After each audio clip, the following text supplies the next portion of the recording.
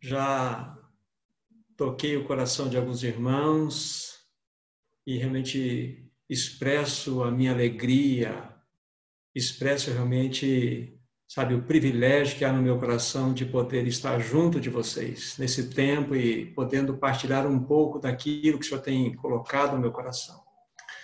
Enquanto o Luiz estava orando, em cada sentença que ele expressava, dizia, eu estava dizendo um amém, um amém. Realmente nos encontramos todos diante desse Senhor maravilhoso. Fazemos parte de uma mesma realidade, de um mesmo corpo. Nós fomos comprados por elevadíssimo preço, irmãos e irmãs. Nós não somos mais de nós mesmos, né? Somos daquele que realmente fez uma obra tão maravilhosa, tão preciosa por nós naquela cruz. Então, louvado seja o nome do Senhor Jesus e reforço aqui uma grande alegria, um privilégio mesmo poder estar partilhando com vocês um pouco daquilo que o Senhor tem colocado aqui em meu coração, tem trazido também como edificação para os santos aqui em Londrina. Irmãos e irmãs, antes de nós pontuarmos o assunto, o tema que estaremos partilhando nessa noite, permito-me fazer aqui duas considerações que eu entendo serem plausíveis, serem importantes e relevantes, em especial no tempo em que nós estamos vivendo agora. Eu creio, meus irmãos, que há duas necessidades fundamentais que a igreja carece nesse tempo do fim. E elas são as seguintes. Antes de eu dizer quais são estas necessidades, essas duas grandes necessidades, deixe-me dizer que já por alguns anos isso tem perseguido o meu coração. Eu quero simplesmente reforçar algo para vocês da importância desse assunto. Antes mesmo de nós entrarmos, como há pouco falei, no encargo que vamos estar partilhando junto aos irmãos. Penso que a primeira grande necessidade do povo de Deus nesse tempo do fim é de discernimento espiritual. E que quero dizer quando digo discernimento espiritual? É simplesmente vermos as coisas conforme Deus vê. É enxergarmos as coisas com os óculos de Deus. Algo tremendamente importante para nós enquanto povo de Deus. E a segunda grande e importante necessidade para esse tempo do fim, para o povo de Deus, é ele conhecer o kairós de Deus. Qual será o tempo de Deus para a história dessa humanidade? Estas duas grandes verdades são importantíssimas para nós como povo de Deus. Penso que essas duas observações são importantes porque elas estarão diretamente conectadas àquilo que estaremos tratando junto aos irmãos. Mas me permitam falar um pouco de cada uma destas necessidades para vocês, ou de urgentes necessidades que o povo de Deus tem nesse tempo do fim. Começando pela segunda, que é conhecermos o kairós de Deus, o tempo de Deus. Se vocês vão me acompanhar, por favor, olhem para o livro de Romanos, no capítulo 13, um texto bem conhecido de todos nós, mas vale a pena o registro desta passagem nesse momento para mostrarmos o quão é necessário conhecermos o kairós de Deus. É Romanos 13, versículos 11 e 12. Eu vou fazer a leitura aqui e os irmãos me acompanhem, por favor, se vocês estiverem com suas Bíblias. A palavra de Deus diz assim: E digo isto a vós outros que conheceis o tempo. Já é hora de vos despertardes do sono, porque a vossa salvação está agora mais perto do que quando no princípio cremos. Vai alta a noite e vem chegando o dia. Deixemos, pois, as obras das trevas e revistamo-nos das armas da luz. Andemos dignamente como em pleno dia, não em orgias e bebedices, não em pudicícias e dissoluções, não em contendas e ciúmes, mas revesti-vos do Senhor Jesus Cristo, e nada disponhais para a carne no tocante às suas concupiscências. Aqui está. Basicamente, os dois primeiros versos, que foram os versos 11 e 12, chamam-nos a atenção. Paulo está escrevendo isso aos romanos, dizendo digo a vós outros que conheceis o tempo. O tempo. E essa palavra tempo que aparece aqui é kairos, é o tempo de Deus. Irmãos e irmãs, se nós estamos olhando para essa carta que Paulo escreveu aos Romanos, e ele estava chamando a atenção daqueles irmãos em relação ao kairos, quanto mais nós hoje, no tempo em que nós vivemos, devemos ter realmente este cuidado de analisarmos o tempo em que estamos inseridos. A Bíblia está dizendo, já é hora de despertarmos do sono. Que palavra Paulo disse àqueles irmãos naquela ocasião e que palavra deve representar para nós, nesse momento.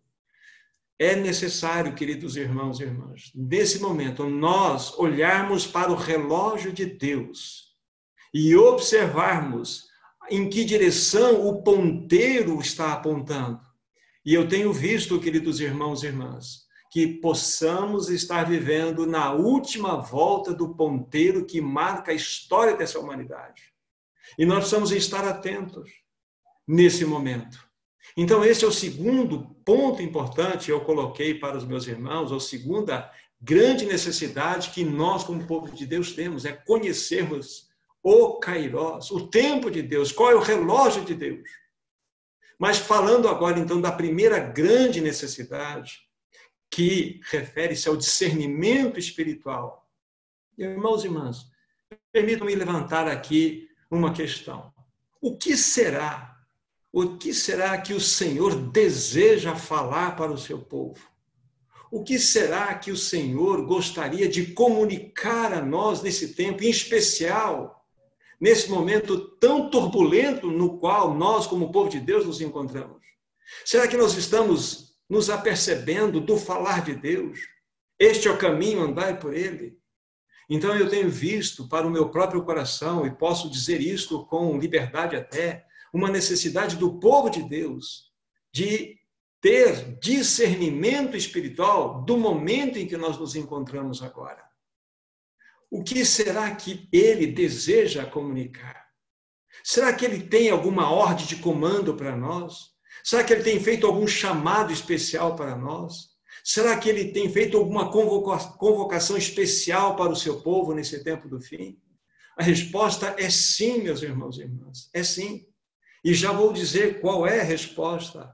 O Senhor tem buscado no meio do seu povo realmente uma realidade de santidade. De santidade. O que é uma vida de santidade? É uma vida tal que quando nós vivemos, nós vamos impactar a sociedade na qual nós estamos inseridos. É uma vida aos pés do Senhor.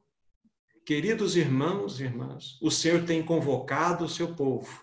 Ele tem chamado o seu povo com um trombone para que este povo, de fato, nesse especial nesse tempo em que estamos vivendo agora, possa viver uma vida de consagração a Ele.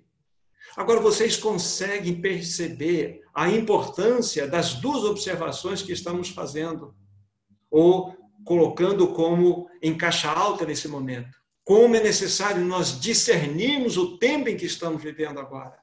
E como é importante nós conhecermos o kairos de Deus, o relógio de Deus. E se nós percebemos que essas duas realidades estão conectadas, nós vamos entender, sim, que há um gemido no coração de Deus em relação ao seu povo, para que ele viva uma vida de santidade, para que ele viva uma vida de consagração. Mas sabe o que quer dizer isso, queridos irmãos e irmãs? O Senhor está simplesmente apelando a nós que sejamos cristãos normais. Simplesmente isso. Não há anormalidade em sermos convocados para uma vida de santidade.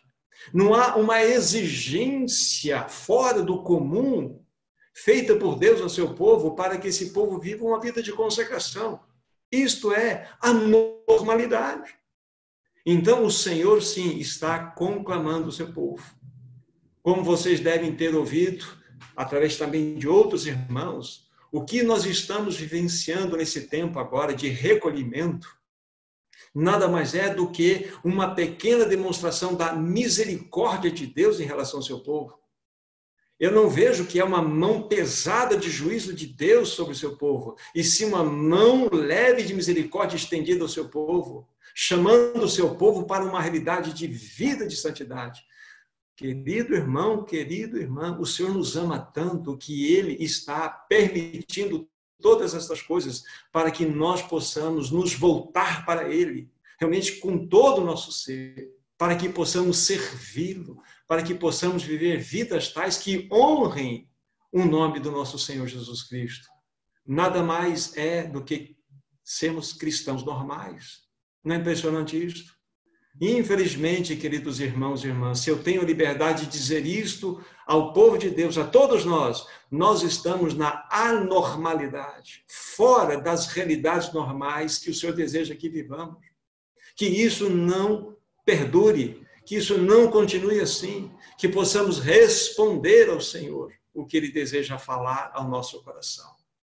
E antes mesmo, já dei aqui por alto qual será a direção que teremos logo mais dentro do encargo principal, é mostrar a importância de vivermos como povo de Deus uma vida consagrada diante dele. Uma vida que estará vivendo segundo exatamente as demandas, aquilo que o Senhor tem buscado de nós nesse tempo do fim. Então, antes mesmo de entrarmos por esse caminho, permitam-me, pela importância do assunto, ainda falar um pouquinho da necessidade de termos discernimento espiritual nesse tempo do fim. E, para essa situação, vamos chamar alguns textos da palavra de Deus que irão nos ajudar a refletir. A primeira passagem está no livro de Lucas, no capítulo 12. Lucas, capítulo 12. E aqui nós vamos ler a partir do versículo 54 até o versículo 56. Observem, por favor, o que está escrito aí. Lembre-se, Jesus está falando dos sinais dos tempos.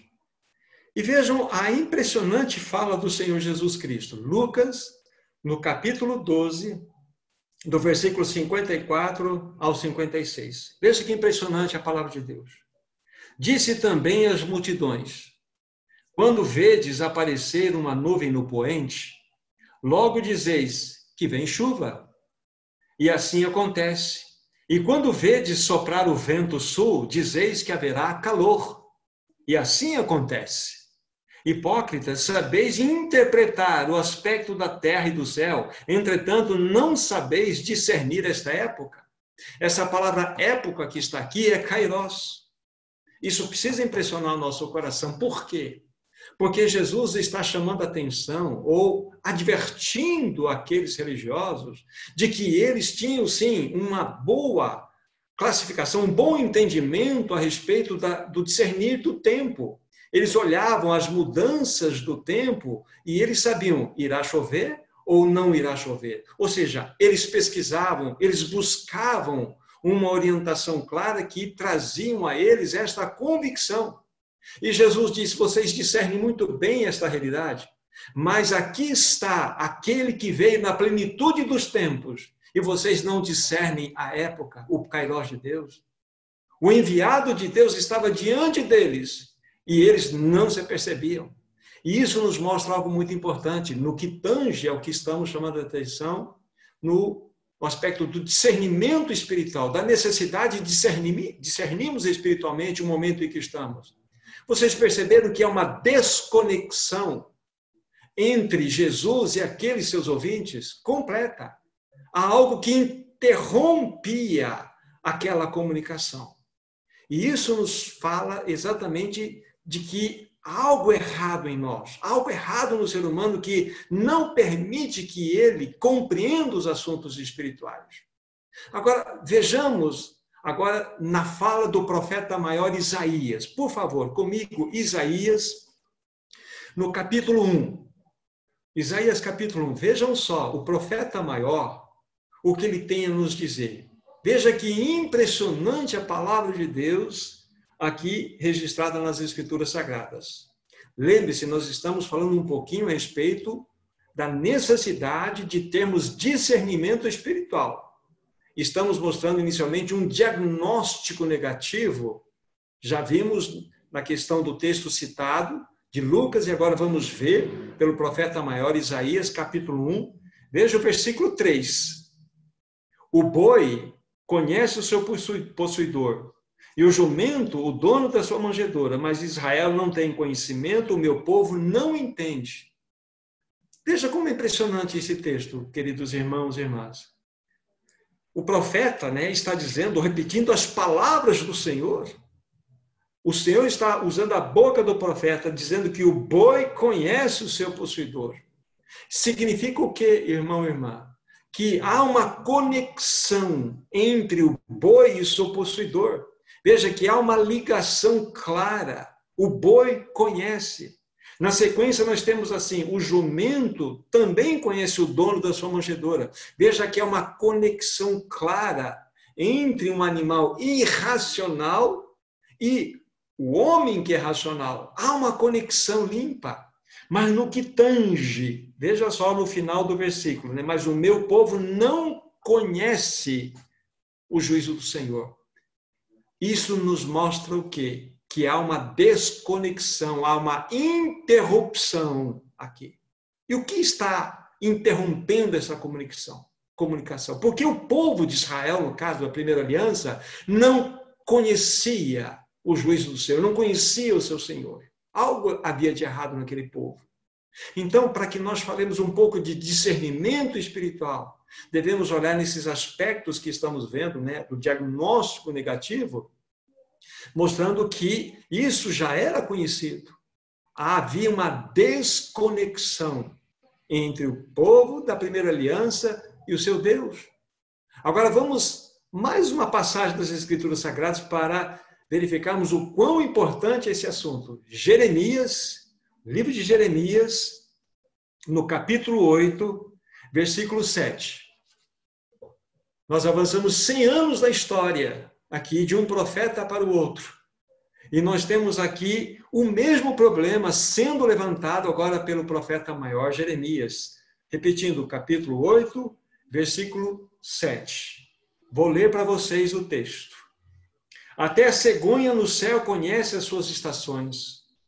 A rola, a andorinha, o grou observa o tempo da sua ribação, mas o meu povo não conhece o juízo de Deus.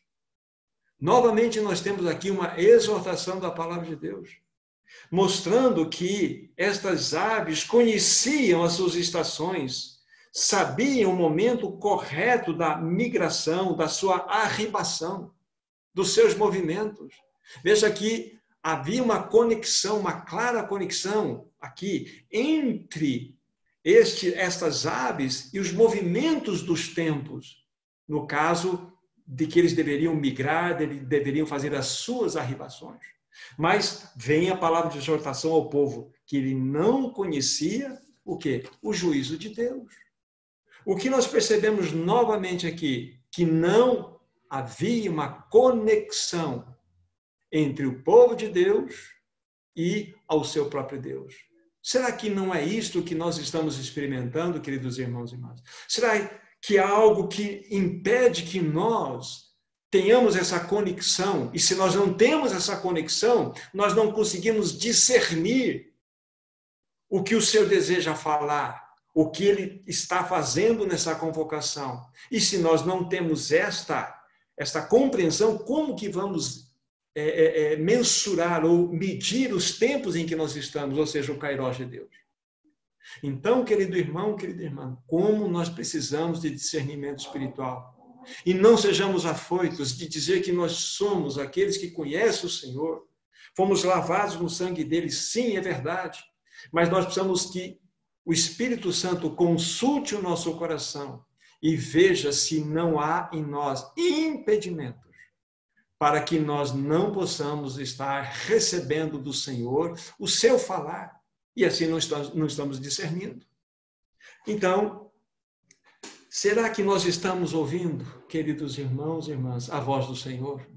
E se não estamos ouvindo, o que será que está sendo de impeditivo ou que está criando esse impedimento? A resposta é muito simples, queridos irmãos e irmãs. Pecados. Pecados. Nós precisamos permitir que o Espírito Santo realmente jogue sua luz descortinadora dentro do nosso ser e venha mostrar se não há situações, pecados ocultos, escondidos, que possam estar servindo como barreiras neste assunto do discernimento espiritual. Então, nós vamos citar duas passagens. A primeira delas, Isaías capítulo 58.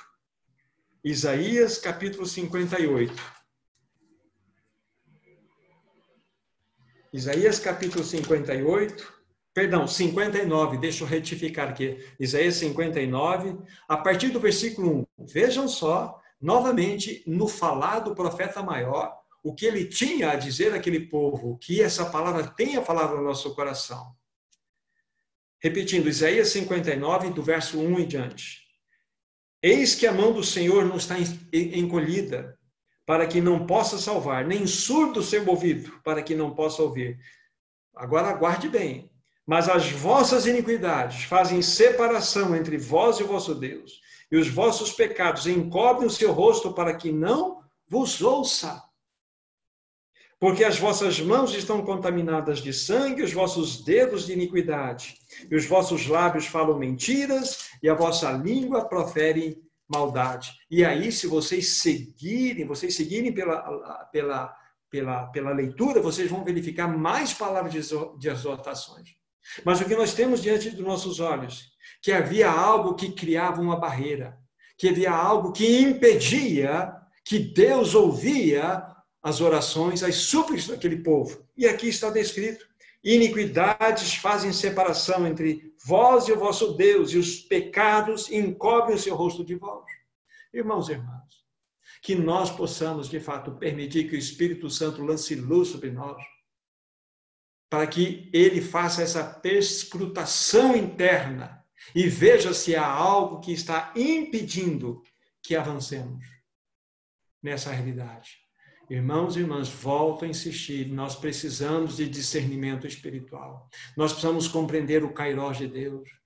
Nós precisamos permitir que o Espírito Santo penetre no nosso mais profundo ser e realmente mostre se há algo, se não, louvado seja o nome do Senhor, mas se há algo que nós possamos reconhecer diante do Senhor em confissão e tratar desse assunto com arrependimento.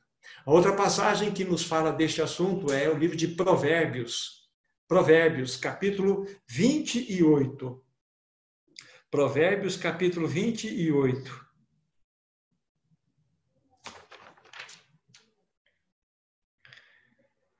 Provérbios, capítulo 28. O versículo é o 13. Só me localizar aqui, já estou. Provérbios 28, versículo 13. Vejam o que diz a palavra do Senhor. O que encobre as suas transgressões jamais prosperará, mas o que as confessa e deixa alcançará misericórdia. Olha que caminho de graça, caminho de bondade nós temos diante do Senhor. Mas a Bíblia está dizendo que se nós encobrirmos as nossas transgressões, nós jamais prosperaremos. Como iremos discernir o falar, o mover de Deus nesse tempo do fim? Como poderemos compreender o seu kairós? Irmãos e irmãs, que os nossos corações estejam completamente colocados às mãos do Espírito Santo, para que ele lance a sua luz no nosso mais profundo ser e venha mostrar: este ponto precisa ser tratado. Nós precisamos confessar como pecado. E aqui nessa passagem nós encontramos os dois movimentos do arrependimento genuíno para qualquer cristão. É a confissão e o abandono. Nós precisamos confessar, mas nós precisamos abandonar. Nós precisamos confessar os nossos pecados, sim, mas nós precisamos abandoná-los. Esse é o ponto.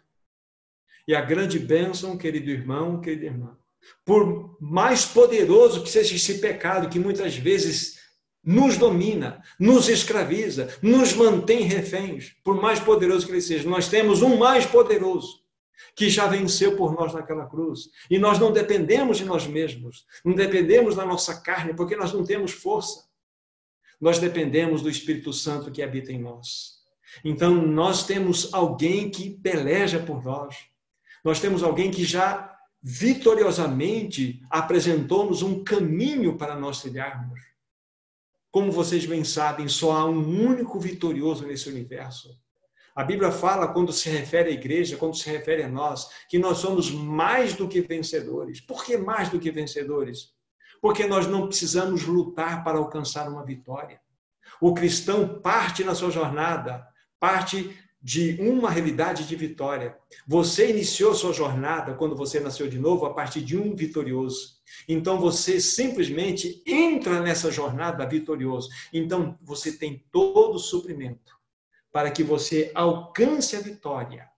Realmente, você seja plenamente liberto. E assim, uma vez que confessamos, uma vez que deixamos na força do Espírito, na graça que está em nós, o que vai acontecer? Aqueles ouvidos do Senhor que estavam cerrados, as suas mãos que outrora estavam encolhidas, já não estarão mais encolhidas, os ouvidos estarão atentos ao nosso suplicar.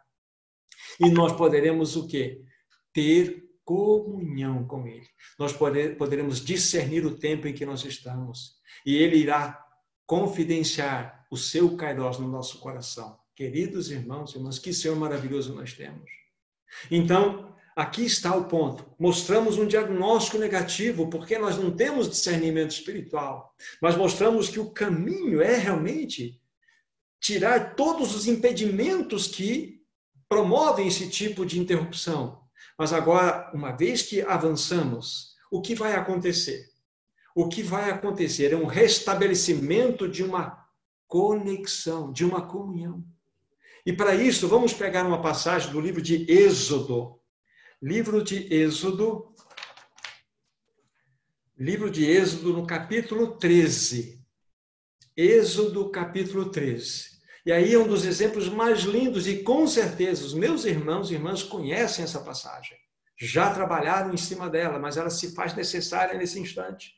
Êxodo 13, versos 21 e 22.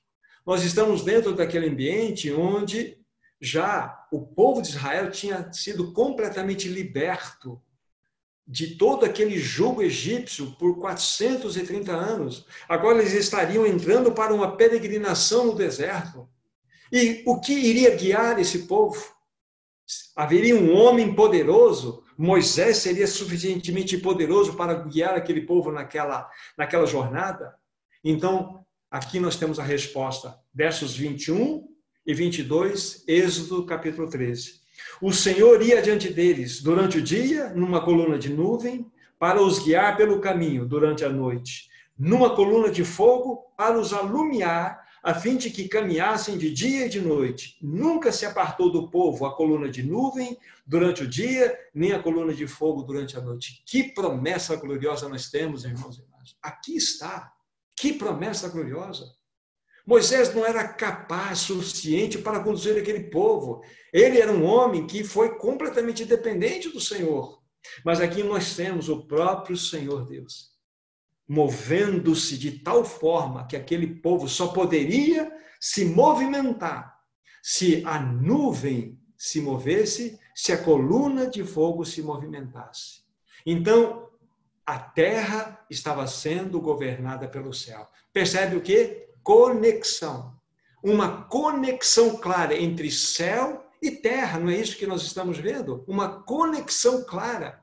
Isso fala-nos do quê? Aquele povo, enquanto estivesse olhando para o céu, olhando para as nuvens, olhando para a coluna de fogo, aquele povo estaria completamente sendo dirigido pelo Senhor em toda aquela peregrinação. Isso significa o quê? Que aquele povo teria discernimento, compreensão dos movimentos de Deus. O povo andava algumas das suas estações, algumas curtas, outras mais longas, mas o Senhor interrompia. Pare. E aquele povo deveria parar ou por poucos dias ou por muitos dias. Mas na medida em que aquela nuvem ou coluna de fogo se movimentasse, o que acontecia? O povo ia atrás. Significa o quê? Conexão, discernimento. Aquele povo não poderia dizer, Senhor, permita-nos ficar mais um pouquinho aqui nessa estação, está tão bom. Não, não era o povo, não era Moisés que determinava aquela realidade do tempo em que eles deveriam permanecer nas estações. Era o movimento do céu. Não é maravilhoso isso? E o que isso tem a falar para nós? Tem a falar do quê? Do governo do Espírito Santo. Hoje, queridos irmãos e irmãs, nós não precisamos de uma nuvem e de uma coluna de fogo para nos governar. Hoje nós temos o próprio Deus, Espírito Santo, habitando em nós. Ele habita em nós. Você já pensou isso? Deus habita no teu coração? Deus, o Espírito Santo, está em você. Não é maravilhoso isso? É glorioso. Agora, precisa haver o quê? Uma conexão. Então, o Espírito Santo, ele irá se recolher. E nós poderemos entristecê-lo, sim. De tal forma que ele não sairá de nós, mas ele ficará recluso. Porque como que ele poderá ter comunhão conosco se nós estivermos falando ou fazendo coisas que o entristecem? Como iremos discernir o seu falar, o seu movimento? Então percebem, queridos irmãos, hoje nós não precisamos de nuvem nem coluna de fogo, porque o próprio Deus Espírito habita em você e habita em mim. Então vejam só a importância dessa conexão terra-céu, quando nós temos realmente esse coração limpo, completamente transparente diante do Senhor. Algo que eu quero dizer, irmãos e irmãs, eu falo olhando para mim mesmo. Quando eu olho no espelho, eu vejo que o meu maior problema está ali, refletido. Eu sou o meu maior problema. Eu tenho dificuldades. Eu vou cair muitas vezes, como você vai cair muitas vezes. Mas, irmão, irmã, vá diante do Senhor. Confesse o pecado. Se você tropeçou, caiu, machucou alguém, trata com este alguém. Machucou o irmão, machucou um cônjuge, um filho, trata. Vá lá, peça perdão. Realmente nós temos esse caminho oferecido pelo Senhor, maravilhoso. Irmão e irmã, nós podemos viver em vidas tão pacíficas, tão abençoadas. Coisa mais deliciosa, eu sempre digo, que nós temos é colocar a cabeça no travesseiro e dormir. Dormir, simplesmente isso. Porque o nosso coração está seguro diante do Senhor. Infeliz daquele irmão, daquela irmã, que ao dormir precisa levar muitos irmãos e irmãs para junto do seu travesseiro, porque foram assuntos que não foram tratados. Não permita isso. Não permita que o inimigo faça isso. Trate de todos os assuntos, para que você seja plenamente liberto. Me perdoe, eu me alonguei um pouco nesse aspecto aqui, mas eu entendo ser bastante importante. Precisamos, queridos irmãos e irmãs, estar plenamente conectados com o céu, para que discernamos o seu movimento nesse tempo do fim. E uma vez, irmãos e irmãs, estava dizendo no início, que pela graça e bondade de Deus, nós temos essa realidade de discernimento espiritual e kairós, coisas que são unidas, estão juntas, nós então iremos discernir o falar de Deus, o seu movimento para nós. A sua conclamação, ele está dizendo, meu povo, vocês precisam viver uma vida de santidade. Meu povo, vocês precisam voltar a uma vida de consagração. E aqui está o nosso ponto. E aqui está, a partir desse momento, onde nós iremos gastar o restante de tempo que nós temos juntos para mostrar a necessidade de uma vida de consagração. E quero apresentar aos meus irmãos, então, 3 alicerces que realmente falam dos alicerces da consagração. Alicerces sobre os quais a nossa consagração ela poderá ser estabelecida. Alicerces. E nós vamos ver isso nas Escrituras Sagradas. Vamos ter como base, então, na nossa primeira citação, o livro de 2 Coríntios, no capítulo 5, por favor. 2 Coríntios, capítulo 5. 2 versículos aqui nós vamos ler.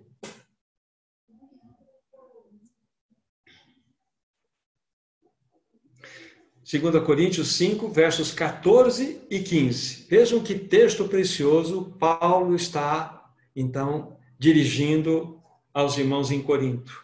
Pois o amor de Cristo nos constrange, julgando-nos isto. Um morreu por todos, logo todos morreram. E ele morreu por todos, para que os que vivem não vivam mais para si mesmos, mas para aquele que por eles morreu e ressuscitou. Que texto precioso, já considerado por vocês, com certeza, em muitas outras vezes.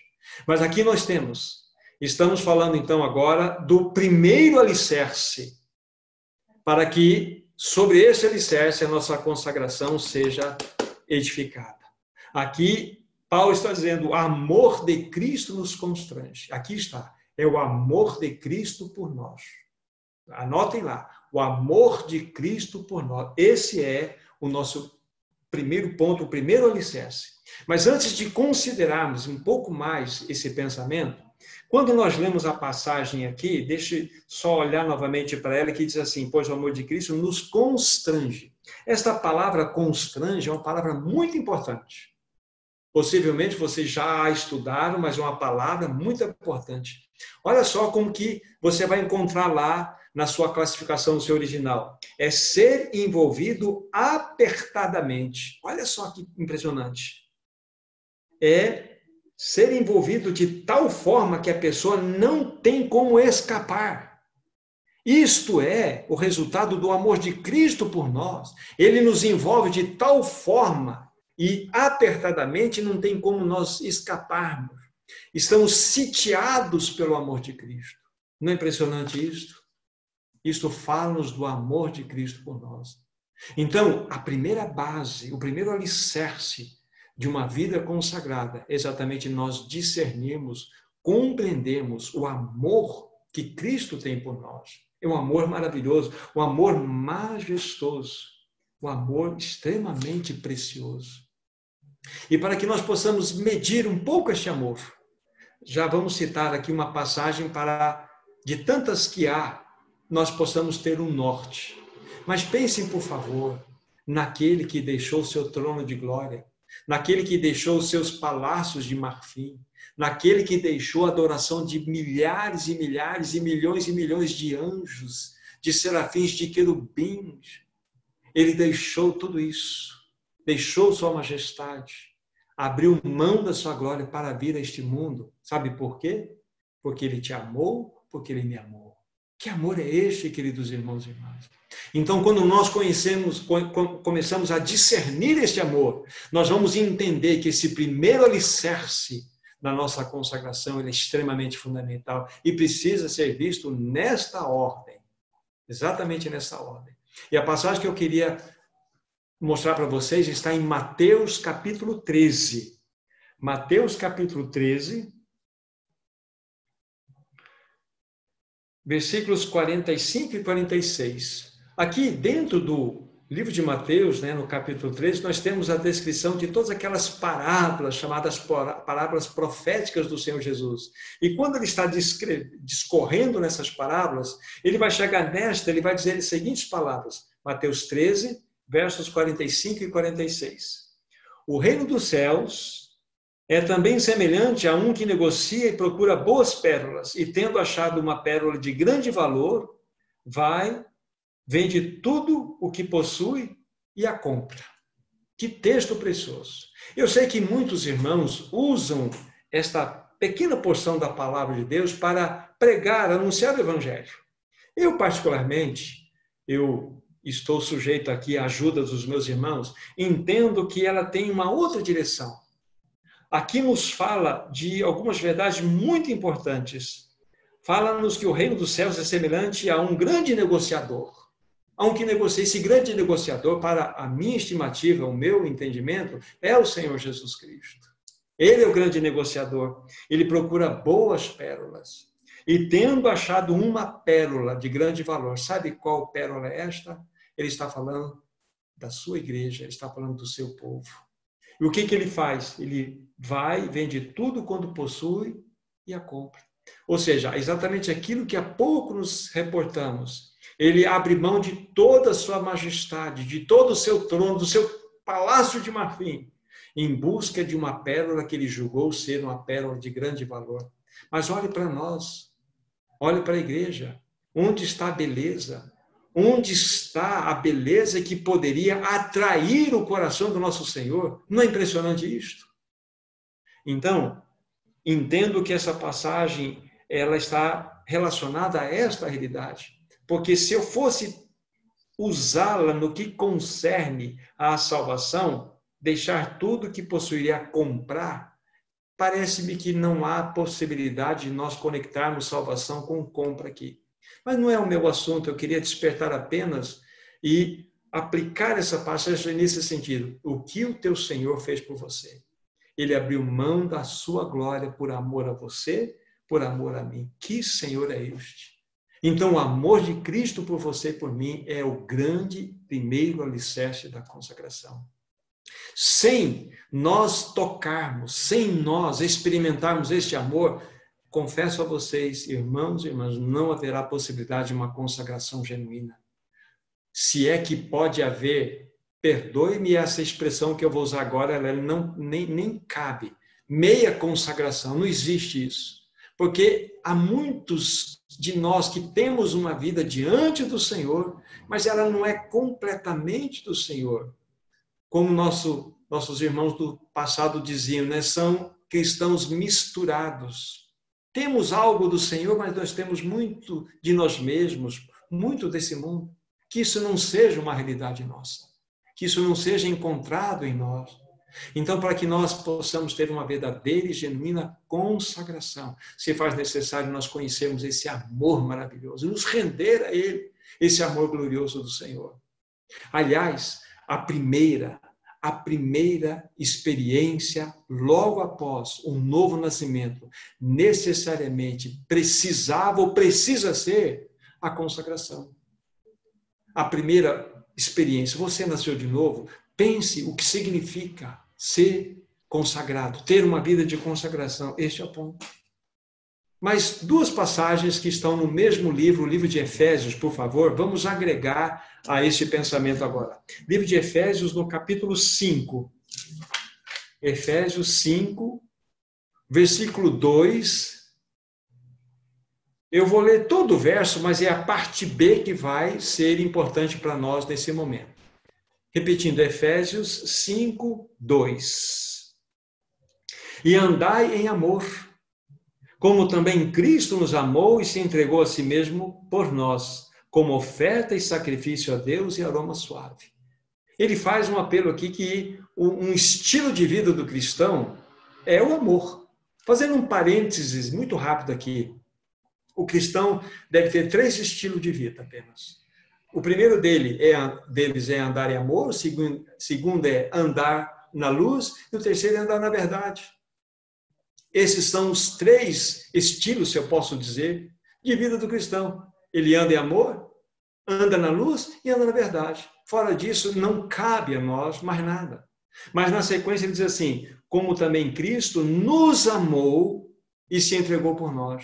Veja bem, a ordem é amor e entrega, não é entrega e amor. Primeiro nos amou, e ele nos amou em que estado? Em qual estado? Quando nós éramos pecadores, perdidos, andando na lama do nosso pecado, éramos completamente, desprezíveis, arrogantes, cheios de nós mesmos, amantes do pecado, entregues a este mundo, escravos do diabo. Isso é que éramos. Mas a Bíblia fala, ele nos amou. Olha só. E se entregou. Então, primeiro ele ama e depois se entrega. Nós poderíamos pensar o seguinte, ele poderia se entregar primeiro, fazer a obra em nosso favor, e quando nós estivéssemos prontos, então ele poderia mostrar o seu amor para nós. Mas não, ele não é assim, ele primeiro nos ama. Como nós somos diferentes do nosso amado Senhor, na verdade? Nós queremos amar aquelas pessoas que são amáveis. Nós queremos amar aquelas pessoas que pensam como nós pensamos. Queremos amar aquelas pessoas que falem a mesma linguagem que falamos. E nós excluímos aquelas pessoas que não querem pensar como nós pensamos. Segundo elas são. Não é terrível isto, irmão e irmã? Que o Senhor nos livre dessa situação. Então, aqui está. Somos diferentes do Senhor, mas precisamos amar como Ele nos amou, diz a palavra de Deus. Agora, a outra passagem, e seria então capítulo 5, versículo 25, desse mesmo livro, diz lá, marido, amai vossa mulher, como também Cristo amou a igreja, a si mesmo se entregou por ela. Amou e se entregou, é a mesma ordem, é o mesmo pensamento. Primeiro ele ama, depois ele se entrega. Então, concluindo, o primeiro alicerce nós precisamos conhecer o quanto fomos amados. Se isso é uma realidade no seu coração, no meu coração, você e eu estabelecemos a primeira base para a edificação de uma vida consagrada. Vamos avançar para o segundo alicerce. O segundo alicerce. Nesse mesmo texto base, que é então 2 Coríntios 5, 14 e 15, nós temos ali o que nós queremos tratar nesse momento. Diz assim: e ele morreu por todos, verso 15 em específico, para que os que vivem não vivam mais para si mesmos, mas para aquele que por eles morreu e ressuscitou. Olha só, interessante. Para quê?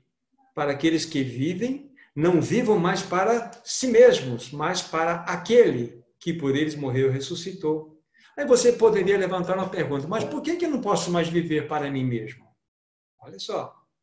Por quê? Porque aqui não está claro, mas nós vamos ver uma outra passagem que nos deixa claro por que nós não podemos mais viver para nós mesmos. Lembre-se, nós começamos a falar do segundo alicerce da nossa consagração.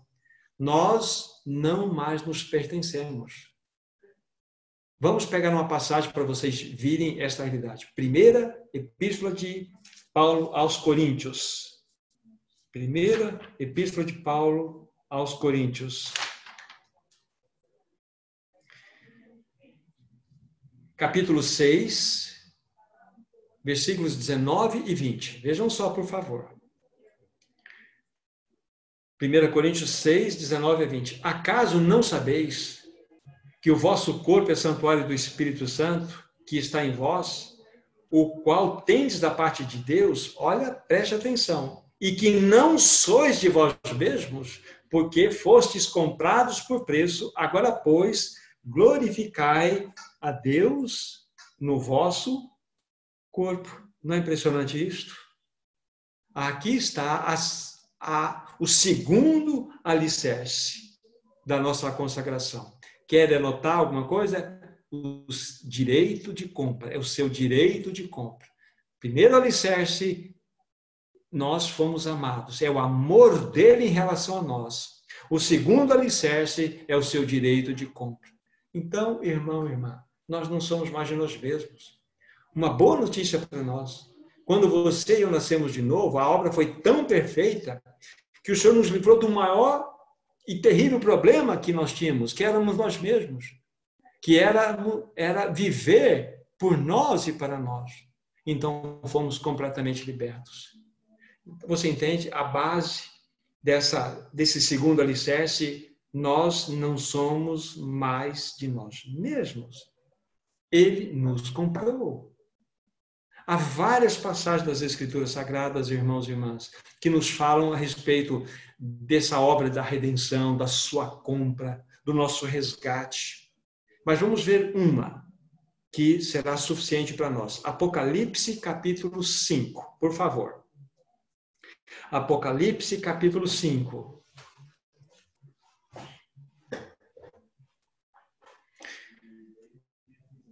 Versículo 9.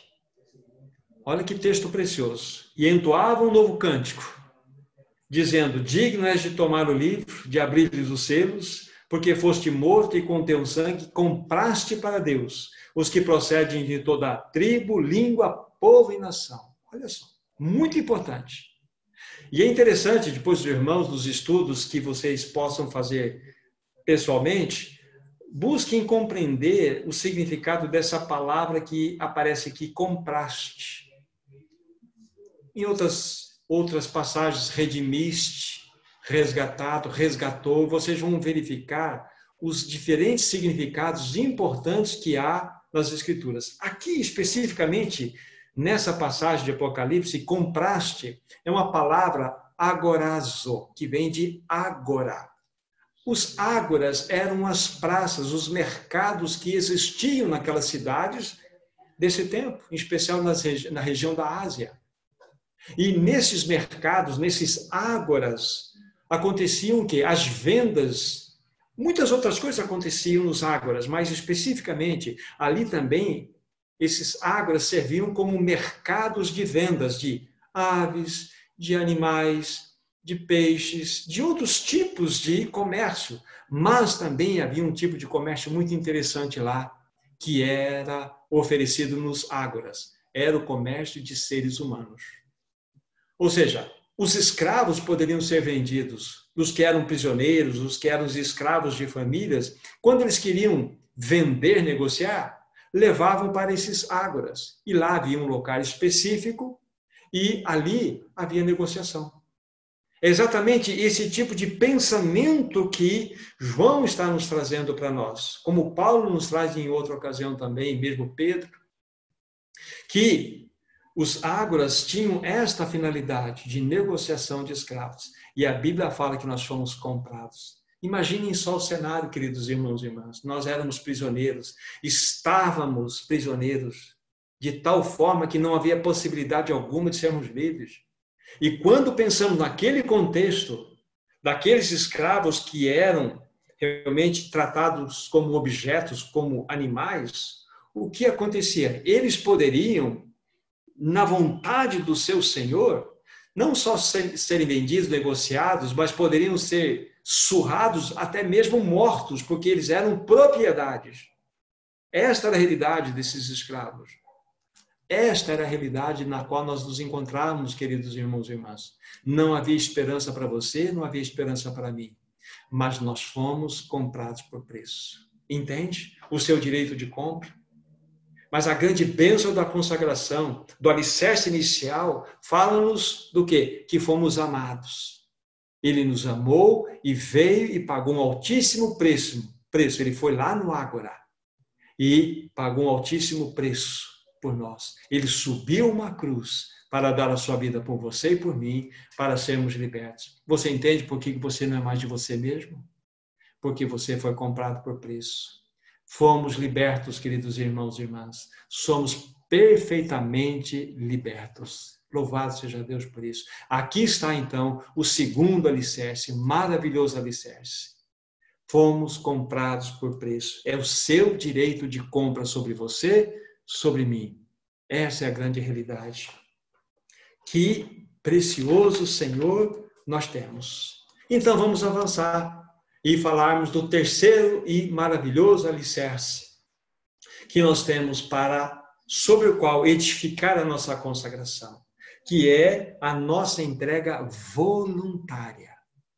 Interessante, ele nos amou, naquele grau maravilhoso que nós acabamos de expor, ele tem o seu direito de compra. Irmão, irmã, permita-me agregar um pensamento que me subiu agora ao coração para vocês. Nós éramos anteriormente escravos do pecado, do maligno, do mundo do diabo. Quando você nasceu de novo, você não nasceu de novo, nem eu, para sermos livres. Nós nascemos de novo, fomos nascidos de novo para pertencermos a alguém, para mudarmos o nível de escravatura. Agora nós somos escravos de amor. Ninguém nasce de novo para ser livre e fazer o que quer. Nós nascemos de novo para sermos escravos daquele. Isso é maravilhoso. Então, esse é o pensamento. Mas aqui está, nesse terceiro aspecto, né, do alicerce, entrega voluntária. Aqui está um ponto importante. O nosso Senhor é um cavalheiro celestial. Ele nunca vai te obrigar. Ele nunca vai me obrigar a ir após ele. Apesar do seu direito legítimo sobre você e sobre mim. Ele poderia nos obrigar a segui-lo, mas ele não faz isso. Sabe o que ele faz? Ele te convida. E ele espera que você ofereça-se a ele. Que Senhor glorioso nós temos, irmão e irmã.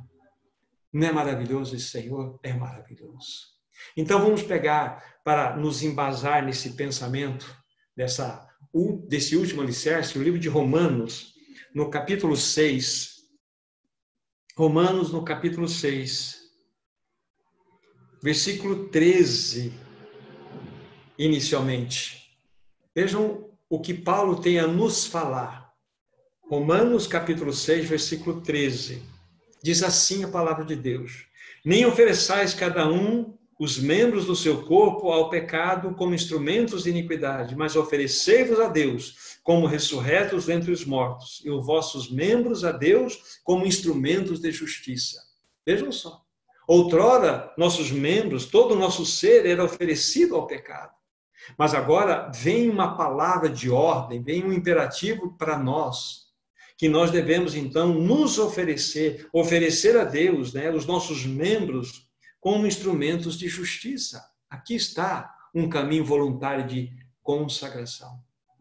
Irmãos, todo esse capítulo 6, nos seus versos precedentes, fala-nos que nosso velho homem foi crucificado com Cristo.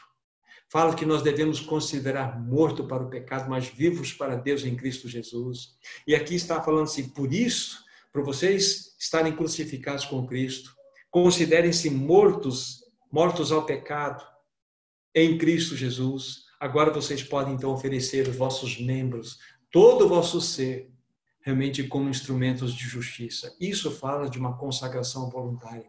Ou seja, não só o teu espírito, não só a tua alma, mas todo o seu ser, completamente consagrados ao Senhor. Veja o versículo 17, por favor. Na sequência aí, capítulo 6. Mas graças a Deus, porque outrora escravos do pecado, contudo viestes a obedecer de coração à forma de doutrina que fostes entregue. Outrora éramos escravos, mas agora de coração nós viemos a obedecer. Veja que é uma atitude voluntária, é uma escolha sua. O Senhor é um cavalheiro celestial. Ele nos convida a ser seus seguidores. Que Senhor maravilhoso você tem, meu irmão, minha irmã. E por fim o verso 19, desse mesmo capítulo 6 de Romanos. Falo como homem por causa da fraqueza da vossa carne, assim como oferecestes os vossos membros para a escravidão da impureza e da maldade para a maldade. Assim oferecei agora os vossos membros para servirem à justiça para a santificação. Novamente, oferecer, oferecer, oferecer. Então aqui está, querido irmão, querida irmã, esse terceiro alicerce impressionante das Escrituras Sagradas, sobre o qual nós precisamos edificar, construir a nossa consagração ao Senhor. Que Senhor glorioso nós temos, que Senhor maravilhoso nós temos diante de nós.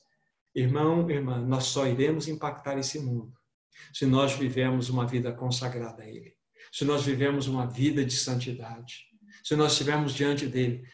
Guarde o que eu vou falar, nós seremos inúteis, ainda que não perderemos a nossa salvação, mas nós seremos inúteis no que tange a Ele nos usar, porque nós só poderemos ser usados se nós estivermos ouvindo a voz do Senhor, se nós estivermos conectados com o Senhor.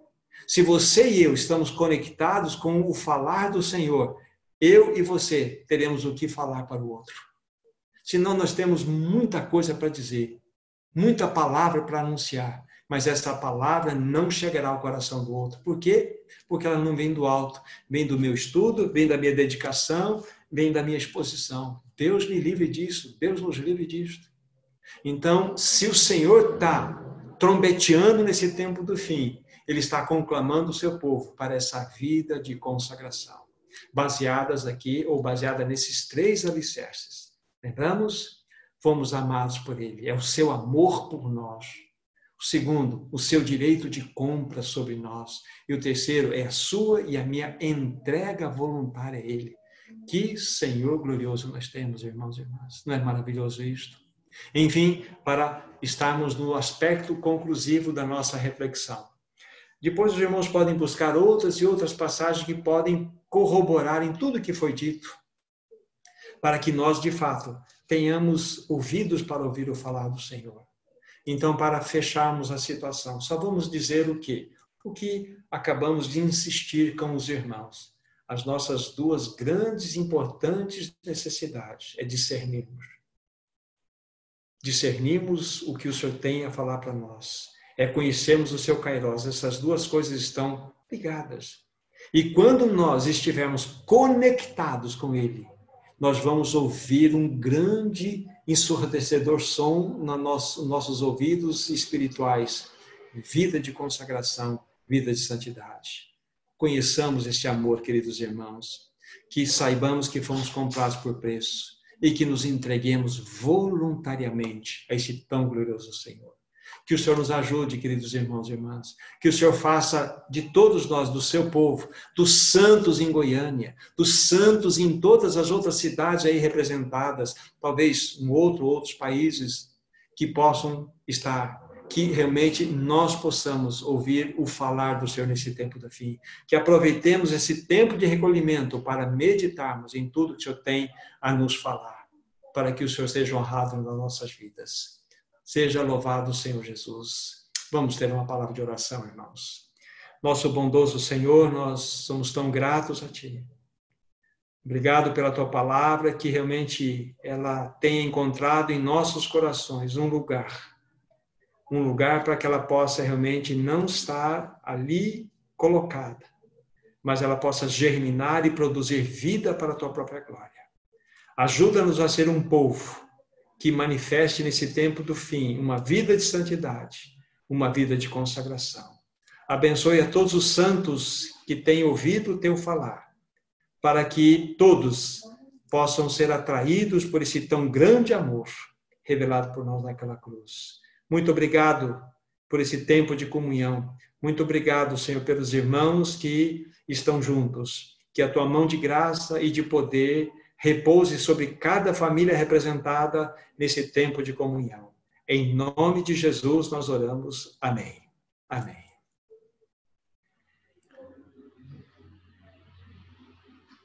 Deus abençoe ricamente a todos vocês, queridos irmãos, e um beijo no coração de todos vocês.